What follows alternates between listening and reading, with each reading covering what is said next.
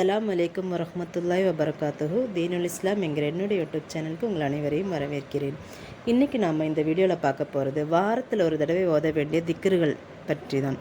வாரத்தில் ஒரு முறை என்றால் தினமும் ஒவ்வொரு திக்ரு ஓத வேண்டும். அது என்னென்ன திக்ருன்னு இப்போ பார்த்துடலாம். வெள்ளிக்கிழமை யா அல்லாஹ் என்று 1000 தடவை ஓத வேண்டும். சனிக்கிழமை லா இலாஹ இல்லல்லாஹ் என்று 1000 தடவை ஓத வேண்டும். ஞாயிற்றுக்கிழமை யா ஹையு யா கையூம் என்று 1000 தடவை ஓத வேண்டும்.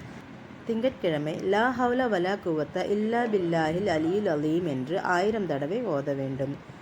செவ்வாய்க்கிழமை அல்லாஹும்ம ஸல்லி அலா முஹம்மதின் வ அலா ஆலி முஹம்மது என்று 1000 தடவை ஓத வேண்டும். புதன்கிழமை அஸ்தஃபிருல்லாஹில் அலீம் என்று 1000 தடவை ஓத வேண்டும். வியாழக்கிழமை சுப்ஹானல்லாஹில் அலீம் வபிஹம்திஹி என்று 1000 தடவை ஓத வேண்டும். தினமும் இந்த திக்ருகளை 1000 தடவை ஓதி வாருங்கள், இன்ஷா அல்லாஹ்.